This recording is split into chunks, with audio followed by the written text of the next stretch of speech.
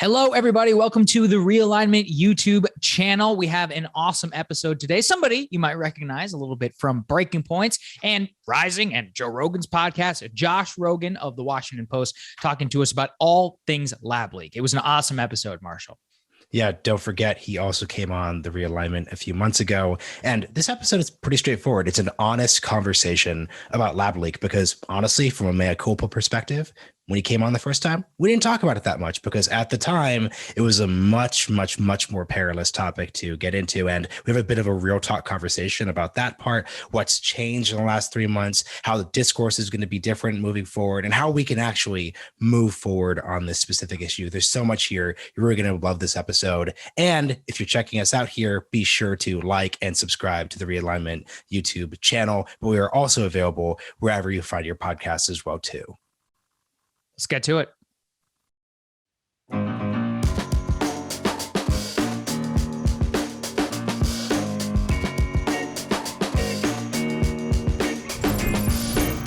Josh Rogin, welcome back to the Realignment. Great to be back. Good to see you, Josh.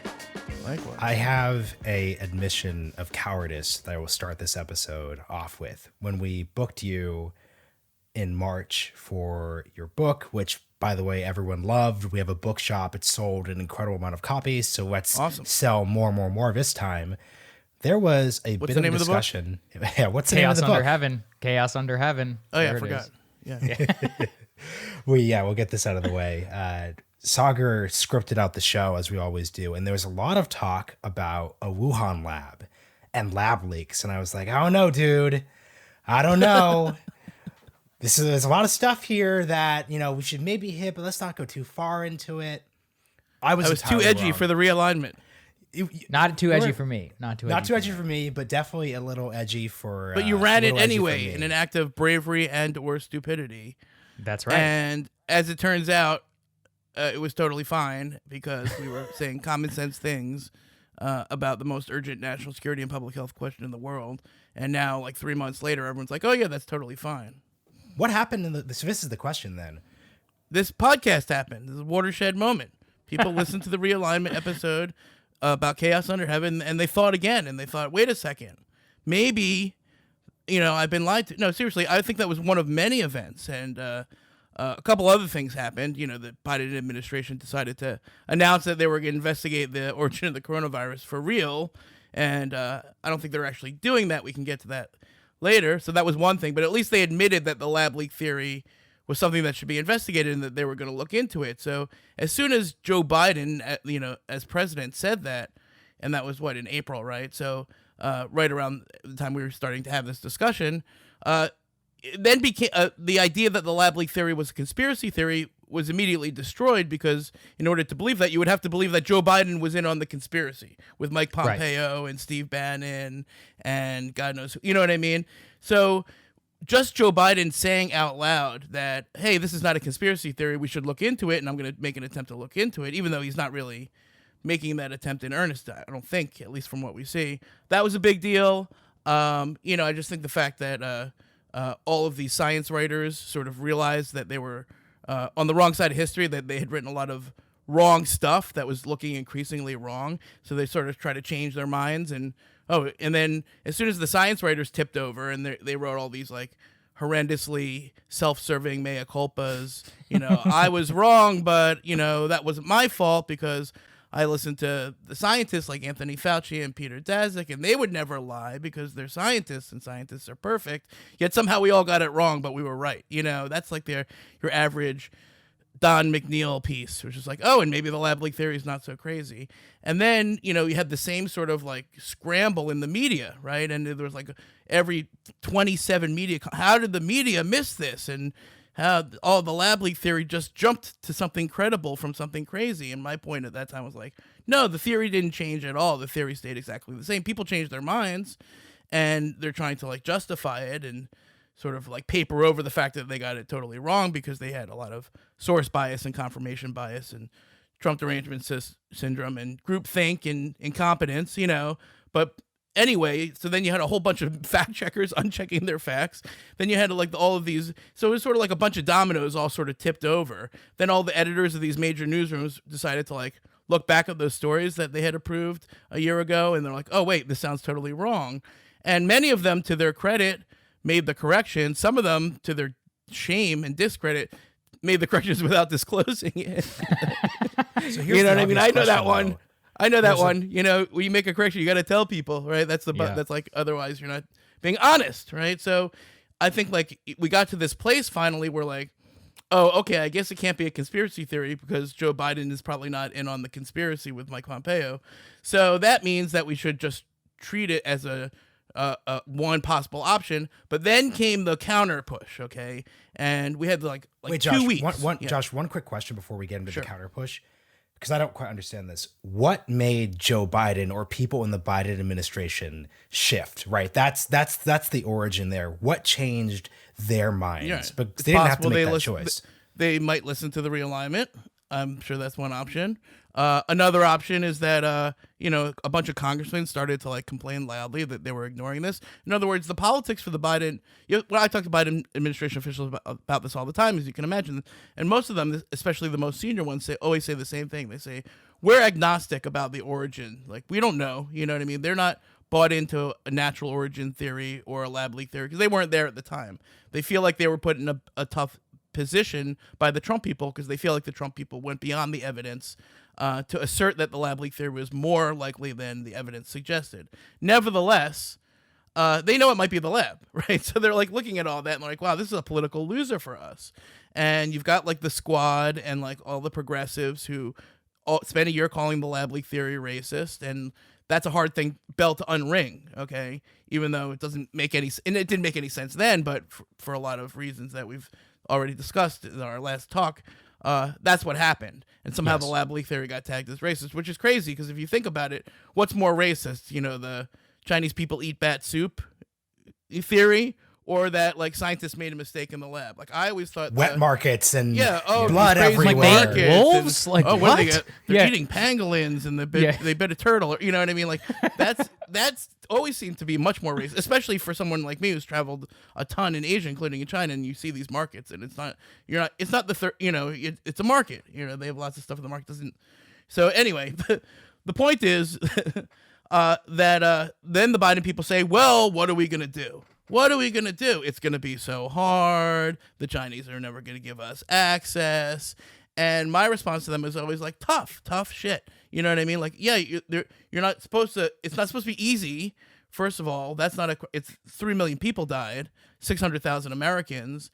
And in order for this not to happen every year, we have to figure out how it happened. And that means investigating the labs, even if the Chinese Communist Party doesn't like it. You know, and I always use the OJ analogy. I'm like, what if OJ had just said, no, you can't come into my house? You know, would we have just been, okay, investigation's over? No. You get a subpoena, you use some pressure, you use some tools, you do an actual investigation to get into the house. Okay? And you definitely don't let the best friends of the lab do the investigation into the lab, which is what the WHO did, which is why I think Biden... Cato cannot do the lab investigation. Nor can Robert Kardashian. Okay? And... even if they know OJ the best, even if they were friends with him for the longest. And, you know, I don't know if you guys saw this, but something happened yesterday in the space whereby the Lancet, which is like this medical journal that all these reporters followed down the wrong path, down the narrative of the lab leak is conspiracy theory. They forced Peter Daszak, the head of the EcoHealth Alliance, the best friend of the Wuhan lab, to recuse himself from everything involving the origins of the lab, which is like a slap in the face of this guy, Peter Daszak, who for a year has been on 60 Minutes telling everybody and their Aunt Sally that the lab theory is a conspiracy theory and you dare not talk about it and it's racist, and while claiming he had no conflict of interest, which is absurd. So Josh, I think that the timeline on this is very important. Sure. There are dual narratives, which is that one of them is that the lab leak theory became credible and willing to discuss out in the public because the mainstream started to discuss it. Part of the problem, though, is that you're part of the mainstream. I know. You work at the Washington Post, and you've been talking about this for a year. It confuses people. Right, but let's retcon that actual timeline. What happened? So there's February 2020, Tom Cotton goes on Fox News and talks about Wuhan lab. I think that was a seminal moment. That's when the media and people decided It's over. We have to knock this down. As Matt Iglesias has shown, Tom Cotton actually never even suggested it was a bioweapon, but they debunked the theory that it was a bioweapon and in process tried to debunk the lab leak itself. Then there's April 2020, around then, including your reporting, I believe, Dr. Brett Weinstein on Joe Rogan's podcast. Then there's this whole space of about 8 months where nothing happens, and New York Mag then covers it. So talk to us about that previous piece before New York Magazine. What happened? So I actually go into great detail on this in chapter 14 of Chaos Under Heaven, Trump, Xi, and the Battle for the 21st Century, available now wherever books are sold. So if you want like the really, really long explanation, that's where to find it. The shorter explanation is simply that the lab leak theory and the origin investigation fell victim to our partisan politics and then to our media wars, which in 2020 were one and the same. So if you were on the right-wing media or the conservative media or the MAGA media, you were taking this lab leak origin issue and using it for your own political means. And then the mainstream media, in a sort of alliance of convenience, not sort of like a conspiracy, but more of a sort of a overlapping interest with the Democrats and the Biden team, took a position against it, which was a really bad thing to do because they lost their heads, because they lost their objectivity. And the ironic thing was that I'm an opinion columnist, and I kept my objectivity, which I didn't have to do because I'm allowed to be opinion. But bias and opinion are not the same thing, of course. So what I'm trying to say is that the reason I got it more right than others was because I was doing the reporting that a lot of these other reporters weren't doing, because they just took the first narrative that they heard from Peter Daszak and Anthony Fauci and decided that it was the gospel and defended it like it was their own. And that's not how journalism is supposed to work. And they made a huge mistake. And what, finally, after Trump left, is really what created a new opportunity to have a fresh discussion about this, because at least one of those politicizing factors was lessened. In other words, Trump was no longer president. But we still had the media wars, and it still became an issue of like the right-wing media and the MAGA media dunking on the mainstream media. And because I'm in the mainstream media, and I just found myself agreeing with the MAGA media because they happened to be right on this issue. And I didn't feel any shame in like admitting that, it doesn't matter to me because I don't care who wins the media wars. I only care about, getting to uncover the truth. And if that means calling out some institutions on my side of the shop, on the mainstream side of the shop, well, I think that's really important. And I think that, the mainstream newsrooms have yet to reckon with how they messed this up. And there should be lessons learned. And, I've been working in this business for 17 years, and I've seen all sorts of mistakes being made. And it's not malicious, and it's not like a bunch of these newsrooms got together and said, we're going to protect China or we're going to get Biden elected. That's not the way it works. I'm here to tell you, I've worked at 8 different major newsrooms, major media newsrooms, Newsweek, and, you name it, and Bloomberg, all of them. That's not really how it works. The way it works is that these people are human beings, and they get caught up by their biases, almost all the time unintentionally. But the integrity is in, first of all, trying not to fall into that trap. But second of all, when you realize that you have, being honest about it with your readers, even if that means that like Tucker Carlson is going to dunk on you. And that's what they can't take. That's what and so that's why they ended up in this weird position now. So where the position is like, oh, well, who knows? It could be the lab. It could be the thing. And let's just go on with our day. And the problem with that, of course, is that it doesn't protect us from the next pandemic. And, yes, and the reason I think I when I sometimes I get criticized for going on far right shows by the left, and I get criticized for going far left shows by the right. But I'm saying the exact same thing. I've been saying in fact, almost the exact same thing for the last year and a half, which is not that we know that the lab did it, but that we can't rule it out, so we have to check it out. And we have to check it out because the current plan is to sextuple that research and spend more taxpayer money digging up dangerous viruses. And if the lab leak theory is true, well, then that's the thing that would actually make the risk of a pandemic worse.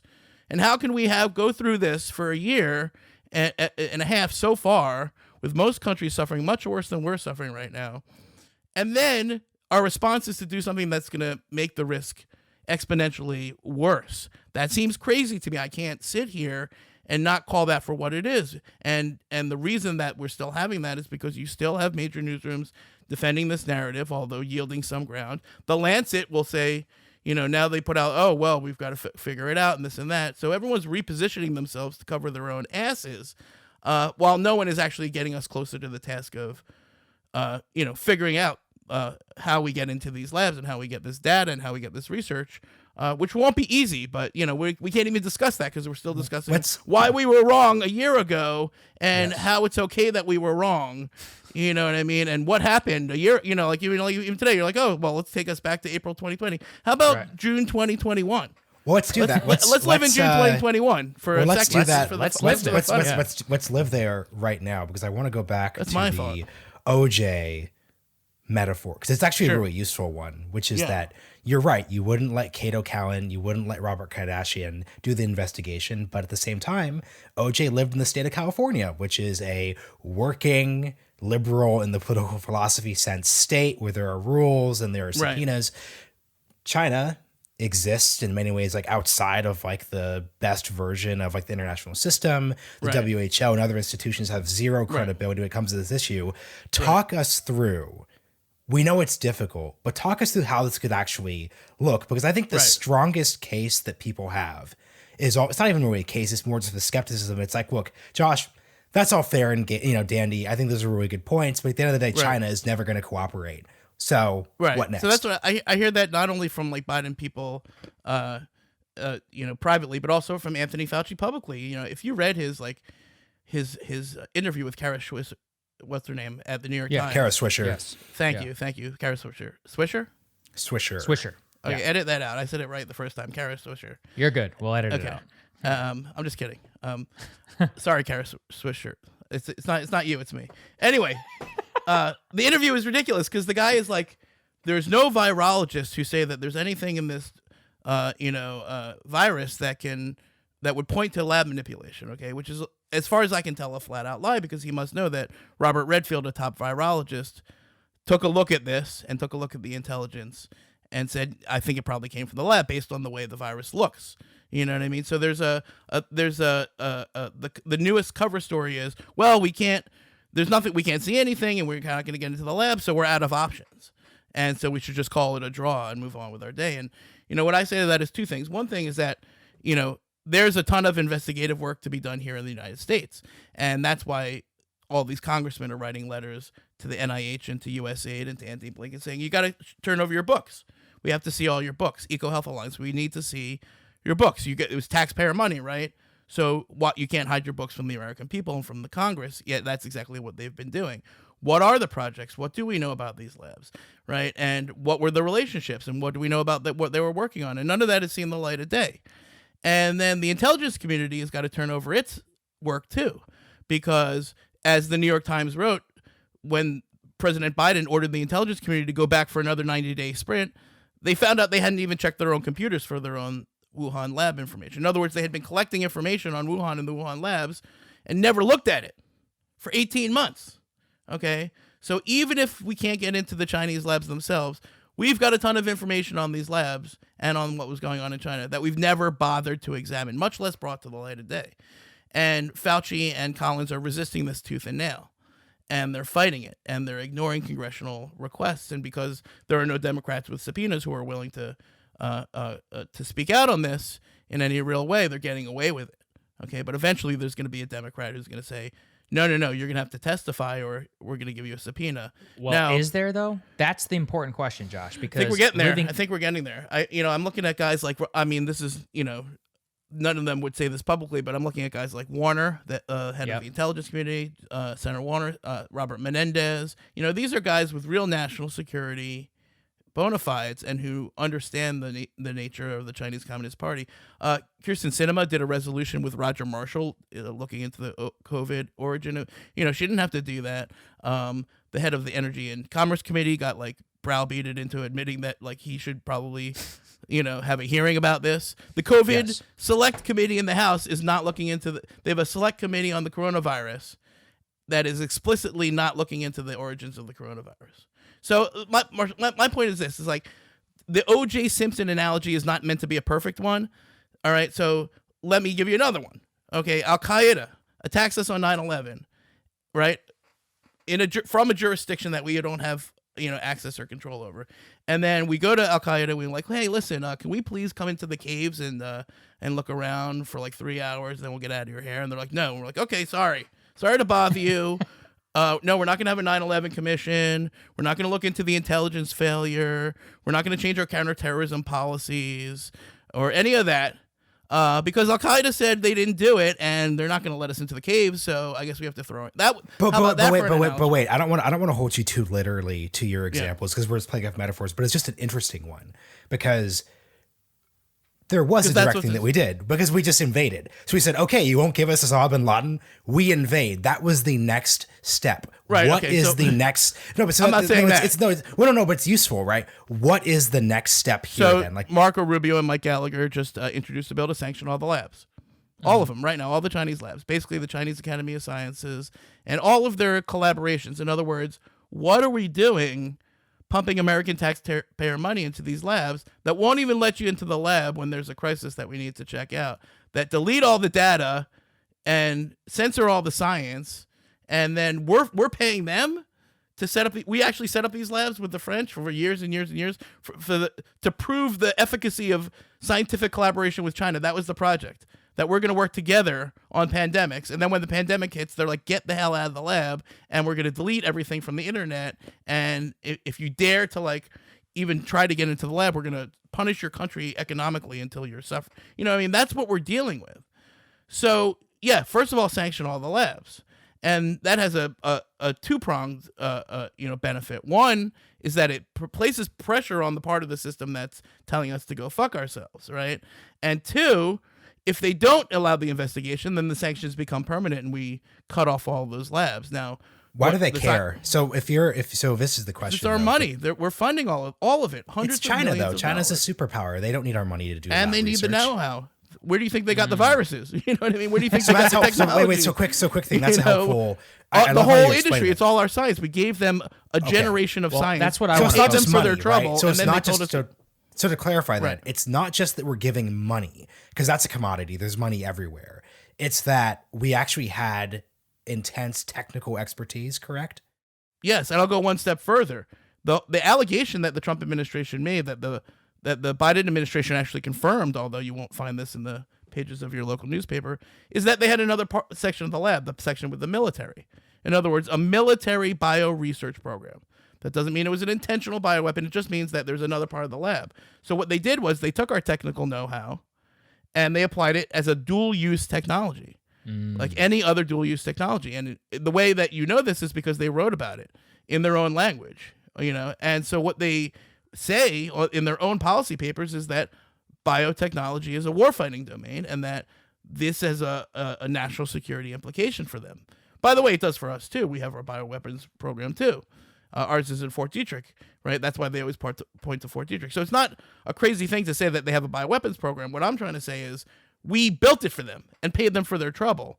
And then when the biggest pandemic in the world hits in the city where they have this program, they give us zero information. There's zero transparency. There's zero accountability. It's in violation of all their commitments. And what kind of schmucks are we if we just say to them, okay, thank you, sir, may I have another? And then we give them more money or give them 6 times as much money for them to go and build more labs with. And it wasn't just this lab, by the way. There was what my book revealed is that there was a network of labs, including labs run by the Chinese military, that were doing coronavirus research, where they use mice to like sort of pass it through, mice with humanized lung cells. And this is a whole industry that we didn't know about. Okay, so what's up with that? And why should we be in the business of funding that? This is what I want to get to with you, Josh, around gain of function itself. Crystal actually said something while we were all talking on Breaking Points the other day, which kind of agree with, which is that at this point, look, we don't know whether it's true or not. I would say the preponderance of evidence does point that way, but maybe we know enough already to say, hey, this shit is really dangerous. Like gain of function research is really dangerous. Like, right. Should we maybe say and have some conversation around that? I want to talk about that point because you said something earlier, and this is something I've been trying to hammer home. The scientific community's response to all of this has been to what did you say, sextuple down on gain of function research to increase the amount of funding towards that. That's where, in my opinion, if we're going to have a real focus, like that's where it all should be. Is there any actual effort in order to probe, discuss, reconsider, gain of function, not just at the government level, in the scientific level, because I think that's where the greatest failure has actually occurred, is within the community itself. Yeah, right. I mean, I think, first of all, I agree with everything that you said. Yeah. And what you're referring to is something called the Global Virome Project, which, according to its own website, is designed to dig up 500,000 new dangerous viruses from all over the world and bring them back to our labs, including Chinese labs, including the ones funded by Peter Daszak and the EcoHealth Alliance. Like, can you imagine the stupidity, if the lab leak theory is true, of responding to it by building more and more and more and more of these labs and then trusting them to a bunch of Chinese scientists who just told us to go pound sand when the pandemic hit. So that seems like crazy. Now, what I see in the scientific community now is that this long simmering debate over gain of function research has now bubbled up to the surface. And, I've been talking to these scientists for a long time, and it happens to be the case that in the world of virology, the majority of the virologists like this stuff, okay? And the minority of the virologists say, oh, wait a second, just because science can do something doesn't mean science should do that thing. Just because we have the capability to make viruses more dangerous doesn't mean it's a good idea. What's the argument for it? The argument for it is that they're speeding up the evolutionary cycle to see how viruses might evolve in the future so that we can get ahead of the nature to plan our therapeutics and our vaccines. Now, the problem with that is that viruses change every day and in unpredictable ways. So, yes, you're making more dangerous viruses, but it might not be the type of dangerous virus that you end up confronting in nature. And also there's this risk of lab leaks, which happen all the time, which happened in, they closed down Fort Detrick in July. Robert Redfield closed down the lab there because they weren't following their procedures. So even in our labs, it's not like Chinese labs they are particularly bad, but every lab has some record of some horrendousness. And so if you're making these super powerful, super dangerous viruses, there's a risk that it's gonna spill out in Wuhan, and then we're all gonna have to live in our basements for a year and a half. You know what I mean? So anyway, now that debate has surfaced, it's just become sort of a chattering class discussion, and there's some legislation to reimpose the gain of function moratorium that Obama imposed in 2014 that Anthony Fauci got unimposed. But the problem was, why did we ban it in the first place, Josh? For this very reason, because there were a bunch of people who looked at it and like, wait a second, there's a risk this could spark a pandemic. And then, but the craziest part is that Fauci and some others and Collins, in order to get it turned back on, and when I did the Joe Rogan show, I had some reporting. Now I have a lot more reporting on this because I talked to a lot more people. In 2017, when Fauci and Collins wanted to turn back on the gain of function research, they didn't have to prove. The requirement was they had to come up with a study that explained their new oversight and accountability measures. But that study didn't have to be like they checked their own work. So basically, the completion of the study turned it back on, and that wasn't really, that was like the White House, the Office of Science and Technology Policy was involved, but they weren't necessarily like in charge of it. They just noted that Collins and Fauci finished this study, therefore it could be turned back on. And of course, the implementation of turning it back on was left to guess who? Fauci and Collins. And so they built a board, an oversight board called the P3CO board, and then they ignored it. And then they defined all of their gain of function research as not gain of function research, so they didn't have to submit it, all this stuff to the board.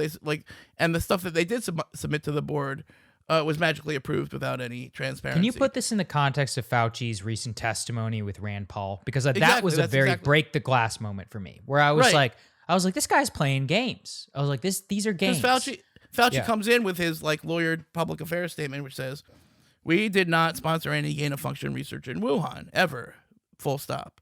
And then Rand Paul is like, yeah, but what you called gain of function research, what you called not gain of function research, increases the function of the virus. So to any plain spoken common sense person, that is gain of function research. And he also called him out. He said, the reason that you did that is so that you would avoid oversight. And so you totally neutered the entire accountability process that you built, which you must have known about since you built it. You know what I mean? And so, a lot of that got sort of reported as like Fauci wins against Rand Paul, but that doesn't matter. The point is that here was all this research going on in Wuhan, some of which Fauci should have known about, some of which nobody knew about, and we have to figure out both of those things. In other words, I don't think we're going to find that EcoHealth Alliance funded the virus, we're going to find that EcoHealth Alliance didn't know about that other part of the lab, maybe, and that other part of the lab is where the super virus came out of. But that just means that doesn't let them off the hook. It just means that Fauci and Collins and Peter Daszak were failing to do their proper oversight and accountability and transparency. That was their job, and clearly they messed it up, because to this day we still have no visibility of what was going on the other side of that Wuhan lab. I want to bring up something you said earlier. Excuse me. I want to bring up something you said earlier where you were talking about a lot of this came from a desire to cooperate with China on big issues. Because zooming out, this actually goes to a broader debate in the Biden administration specifically about China. Everything from climate change to future viruses. There's like a very strong, not even argument, because I don't actually believe this, but there's a strong contingent that says, hey, look, the lesson from COVID is that when we wall ourselves off and don't cooperate, all these big problems happening from viruses to climate change, et cetera, et cetera, et cetera. What do you think this whole conversation means for those big debates? Yeah, no, I think that's great, because that is the larger, broader focus of my new book, Chaos Under Heaven: Trump, Xi, and the Battle for the 21st Century. You win the record for most on sale now, sites wherever books are sold. And that is the arc of the book, is our broad awakening, first in Washington and then in the rest of American society and then around the world, to the reality of the loss of our bet on engagement with China and the Chinese Communist Party. In other words, as Kurt Campbell, our White House Asia czar, said recently, the era of engagement is over. And this idea that if we just engaged and actually actively assisted the Chinese government and the Chinese economy, that would lead them to play by the rules and liberalize, first economically and politically, and that would solve all of our other problems, and we would all live together in peace and harmony. That was roughly the theory, more or less. And, it's been clear for a lot of people in Washington for a lot of years that wasn't panning out. But now, after the pandemic, it's clear to everybody in the world that that's not panning out, because they're not interested in liberalizing, and because they unclear if that's in Germany, though. It's not everyone. Germany, though. What about countries like Germany? I think there are different awakenings at different paces in different countries. And if you look at where England was before the pandemic and where they are now, it's totally different. And Germany is problematic, to be sure, but that's not the only dictatorship the German government is appeasing at the moment, if we're being honest. And so I'm not saying it's all a monolith. I'm saying that there's nobody who's suffering in the world from the pandemic who doesn't know in their heart of hearts that the malign character and behavior of the CCP exacerbated their suffering to some extent, more or less. And when you add to that the sort of mask diplomacy, in other words, blackmailing people for masks for their political ends, all the way up to the vaccine diplomacy, where they're literally holding shots and jabs over people's heads, demanding that they de-recognize Taiwan. In other words, they're threatening their lives to advance their political agenda, which tells you all you need to know about the CCP that we're dealing with. And, in the Biden team, there's a debate going on between those people who agree with everything that I just said. Obviously, Kurt Campbell is one of them because he said it out loud, and some other people, more business people and the Wall Street people and the Treasury people and the people who don't know the score, and people who are just, wrong, and they think that, no, actually, we have to preserve some engagement. And if you can't engage on science, what can you engage on? That should be the easiest thing. We're not even talking about 5G and AI and, you know what I mean? We're just talking about science. But, I mean, look around. How's that working out? So help me with this then, Josh, because I'm probably more of a hardline view than any of this. Me too. I see this mindset where it's like you can compartmentalize. You can be like, okay, well, we're not going to work on semiconductors. That would be crazy. We're not going to work on heavy rare earth metals. That would be nuts. But science, we can't not do science. Right. But arts exchanges, we can't not do arts exchanges. Well, here's the problem. When you do ban some stuff and you leave the other things open, the Chinese politicize everything. And look, that's part of their strategy. I forget the Mao quote that you have in your book, which is fantastic, about how the war is fought on all fronts. But this is vitally important to understand how they see their conceptions of power. All forms of entanglement are ways to enforce and advance the CCP. And once again, all good. But just for the tankies out there, we're not saying that we want to go to war with China by pointing this out. Only saying like, hey, I don't know if I want that in my country. You know, we're a free and open society. It seems very clearly that this is being exploited to their general political ends. So with the lab leak thing in our mind around science, which was supposed to be the innocuous thing, rise above, right? Like the Soviets and the U.S. working together on stuff. I don't know if it's frankly possible with a regime like China. And I think that this goes across all aspects of American life. Am I wrong? How should we consider this as a mental model? I think it's a really important question, because what you're getting at is that, we can't completely decouple with China. It's not going to work. We both of our countries are going to be where they are for the foreseeable future. And neither of our governments is going away anytime soon.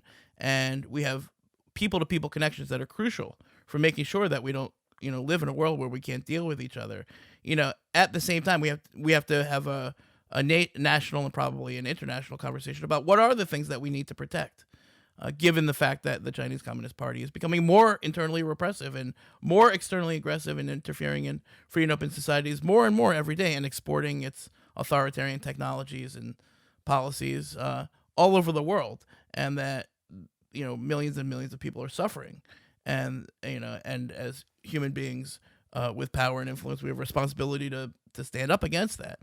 And when you put all those things together, what you get is a very complex problem and a lot of complex solutions. And when you talk about the lab leak theory, it is where, when I actually talk to a lot of people who are even sort of competition minded, they say no, we can't cut off the science, because then the Chinese science world will become a black box, and then inevitably our own scientific endeavors will suffer, because in some areas of science they're actually quite far ahead of us, and so we'd be disadvantaging ourselves. And to that I say, well, okay, I understand that we have to have some nuance to our policy, and I'm all for that, but 600,000 Americans died, horrible deaths alone, without any loved ones to comfort them in their final moments, and so we're going to need to figure that out, first of all. And second of all, if that means that we can't trust these Chinese scientists, then what else would have to happen? You know what I mean? If the lab leak theories, what would they have to do besides spark a pandemic and then cover it up and then tell us to go fuck ourselves, to let us know that the scientific collaboration is being abused on their end? And the other thing is that, we have, my intelligence friends always tell me that the Chinese have a foolproof encryption system. They put things in their own language, and then like Americans never ever see them or read them, But if you read what they say that viruses are dual use technologies, and they say that science is a warfighting domain, and they say that they want to have the best biotech and bioweapons research programs in the world, and that's their strategic goal and their national security interests. That's what they say. And what did Maya Angelou say? If someone tells you who they are, believe them. Mm-hmm. I believe the Chinese Communist Party when they tell me that they see science as a national security and strategic competition zone. I believe that. You know why? Because they said it. And we're like, oh, no, please have all of our science.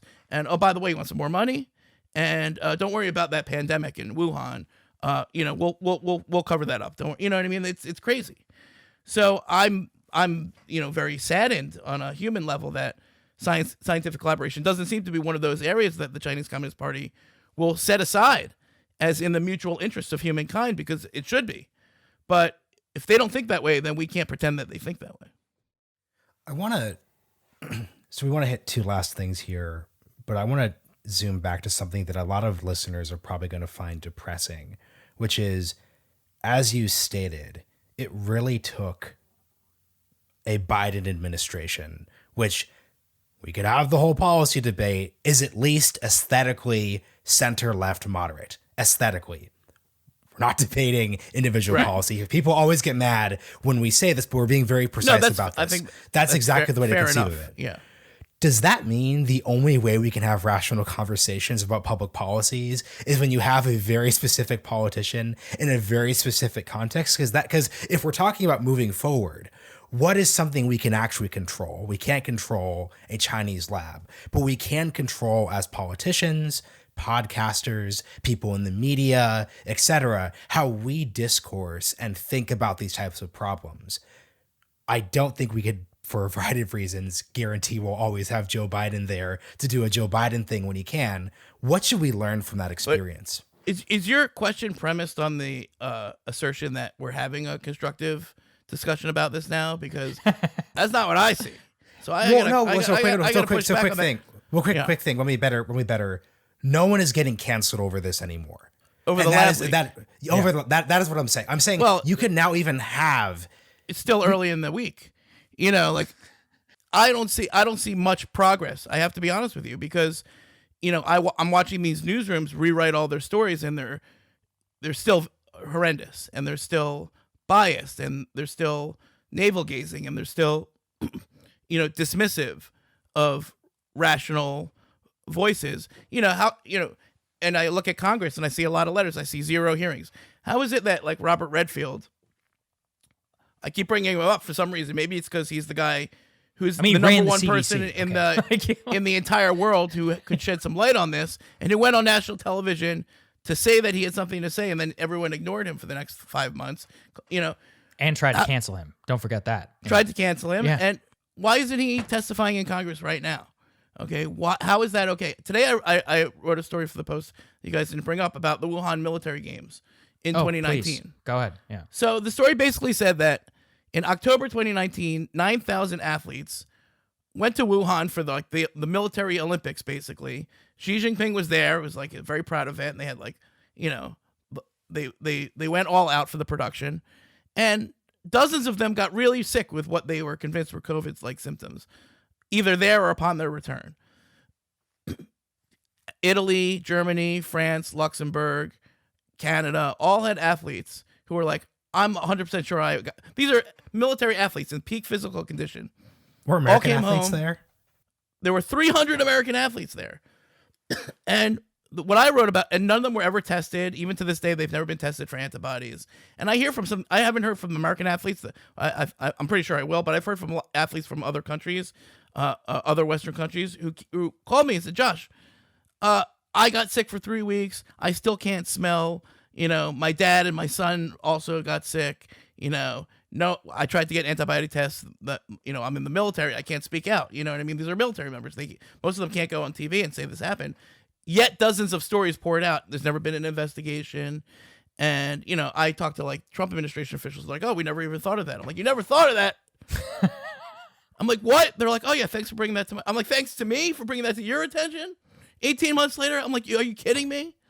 And I'm talking about like senior Trump people, right? It's not a good story for the Trump people either, because I was like, how come you guys didn't test any? Why don't you test them now? It's not perfect. It's been 18 months, right? I know, but imagine what about the outbreaks that happened at those bases that they all came back? They all came back through Seattle. 300 Americans came back through Seattle. Is it that what another coincidence? Yeah, that was literally the very first one, December, right? December 20. Oh my God! And now there's more and more evidence that the timeline is going backwards. That we're finding, like, there was an intelligence report that the sick researchers went to the hospital in November, right? Yes. So that means that it wasn't December, it was November. Robert Redfield, again, hate to bring up the guy who knows the most as a source. Apologize. Please don't cancel me for invoking the man who is the head of the CDC during the outbreak, who's seen all the intelligence, and he was a world-class virologist, the only one. You know what Peter Daszak is? He's a zoologist. Does that surprise you that he spent the last year and a half looking for palm civets and pangolins and raccoon dogs? You know what I mean? Not finding any. 0 raccoon dogs. No evidence of a natural spillover theory that I've ever seen. Have you ever seen any direct evidence that it spilled over in nature? 0. No, 0. Actually, what is the current? What None. Isn't it? Yeah. No, the current theory though for these. No people. Cats. No civets. Yeah, it was like we just packaging or something. It was like it jumped on the packaging. The Chinese government tried to sell this bullshit that like it came in on the frozen food package, but no, that they got laughed out of the room for that one. So the Daszak thing is like, oh no, we have to go look for more palm civets and pangolins and more caves. Eventually, we're gonna find one. You know what I mean? And good luck. I say they should do that. I want them to do that. I would love for Peter Daszak to spend the next 10 years looking for raccoon dogs. Meanwhile, someone else is gonna have to look into these labs, and someone else is also going to have to look into our labs, and nobody's doing it. So maybe I'm a pessimist. I don't see the great change in the conversation that you're alluding to. So I can't credit it to Joe Biden. I credit him for the thing that he did, which is to initiate a new investigation. But I'm not even sure that that's going to be worth shit either, because they've got 90 days. Why? A 90-day sprint. Why are you sprinting? Don't sprint. Just take your time. Like, do the investigation. It's important. And then they're going to come back and they'll be like, oh, we can't figure it out. I guess that's that. And as they're doing it, I'm going to all of my, sources and all the parts of the government that I know have this information. And I keep asking them, hey, have the Biden people come to ask you what's what? Have you gotten a knock? No, we don't know. I'm like, what do you mean you don't know? So they never went to USA. They never went to NIH. If they're not investigating the NIH, then why not? Like, it seems pretty clear that they're hiding something. So what's going on? And it's just the intel weenies sucking down donuts and pouring over the computer stuff that they have been sitting on for 18 months.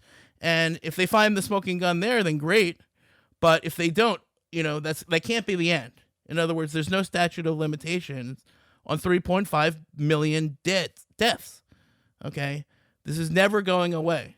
And those people who are wishing it away, including Anthony Fauci and Peter Daszak and Francis Collins, are going to have to come to the realization that the families of those 3 million people are never going to stop wanting to know why their loved ones were taken from them. Nor should they. Mm-hmm. And it's not about suing the Chinese or blaming the Chinese. It's about, because it implicates us. It implicates our system.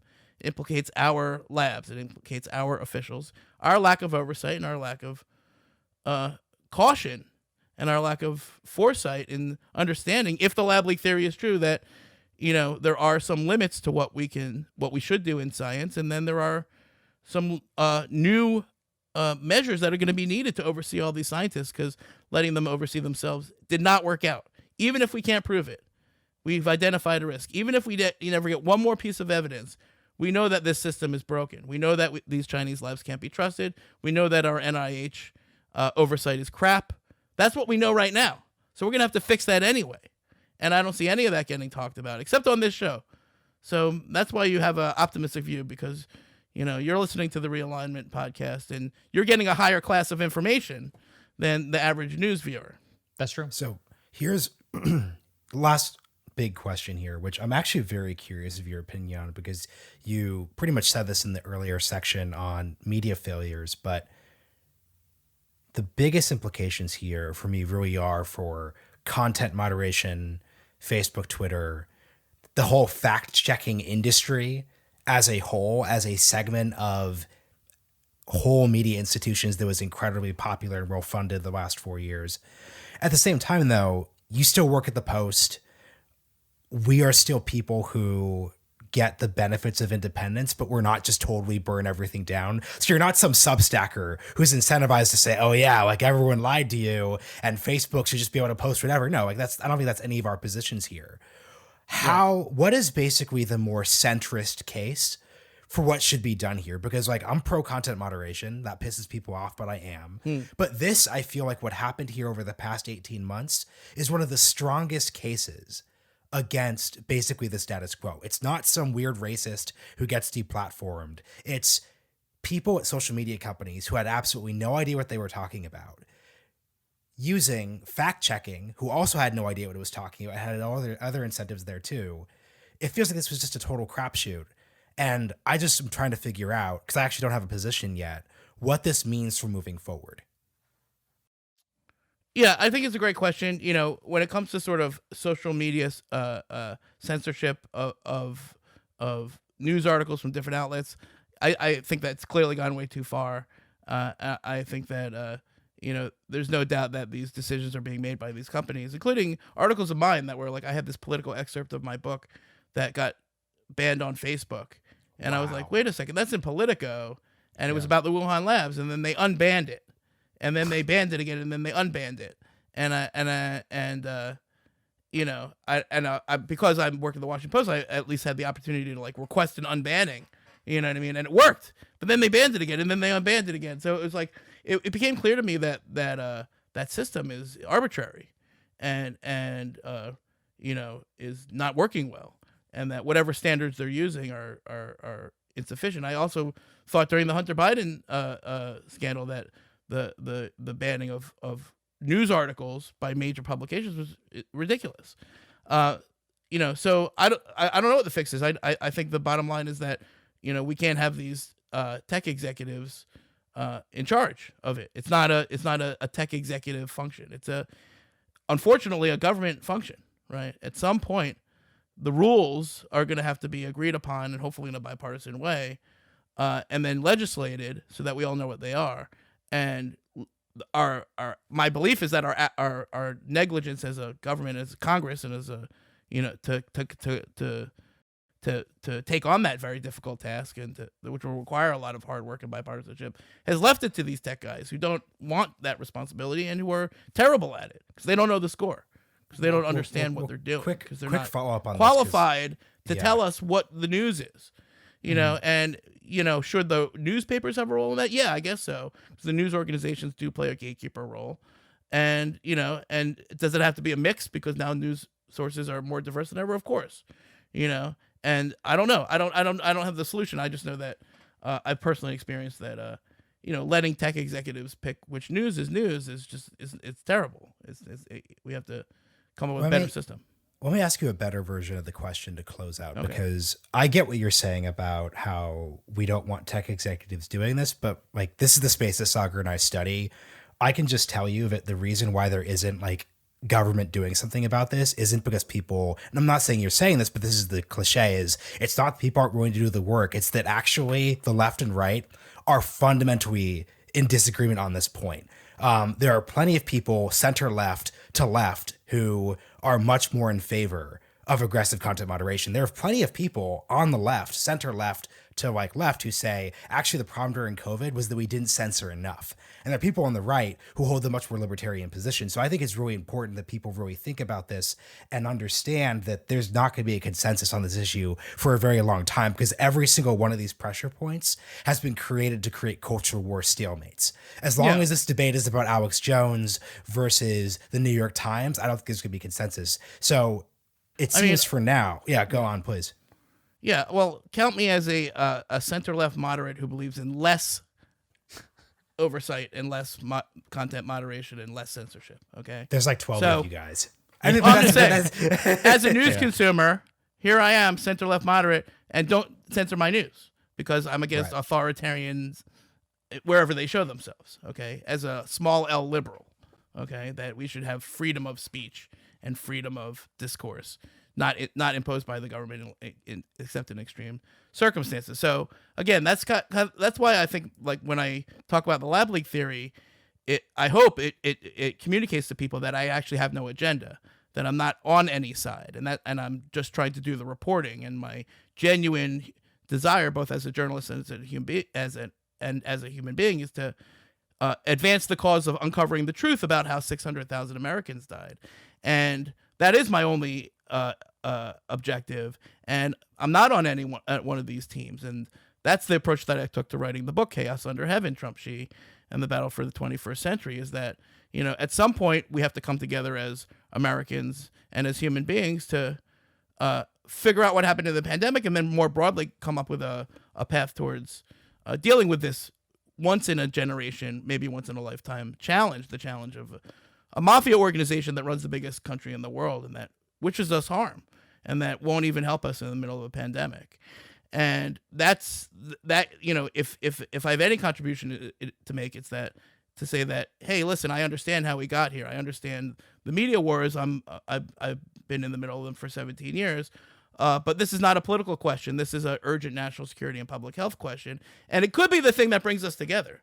Just think of it this way. If you want an optimistic end to this interview, which is rare for me, just think, if you had that Democrat and Republican unity to say, it doesn't matter what you thought in 2020. It doesn't matter whether you like Trump.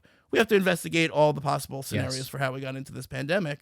Well, that's not two realities. That's one reality. That's not two, perspectives on what's going on. No, that's the thing that is in all of our interests, that every American should be able to wrap their heads around, that we have to figure out how we got here, and we have to figure out what that means, both for our response and for our interactions with the world. I'm not saying it's going well, but I'm saying that we can curse the darkness of our broken media environment, or we can light this candle and find the burning point. No, I'm just kidding. To find the solution to our pandemic and prevent the next one at the same time.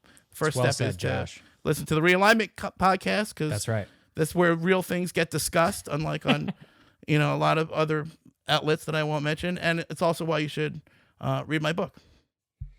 Well, I'm glad you got that last plug in there, so I can do just one more, Chaos Under Heaven, which is that the record? It's a fantastic. This is the record. But actually, quick thing, you do definitely have the record for biggest number of books sold. What's fascinating on this? Your book, Chaos Under Heaven, and 2034. Those are the two biggest selling Huge books we've episodes. had. So people have been. It's actually we've actually sold it's crazy how many of these books we've sold. So definitely go check them out, people. Yeah.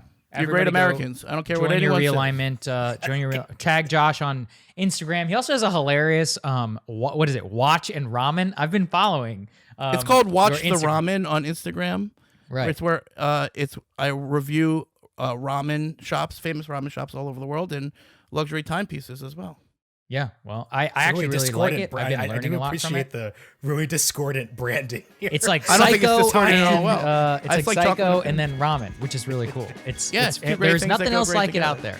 Nothing else like it out there. Never been done. Appreciate it, Josh. Thanks for joining us, man. Thanks, guys.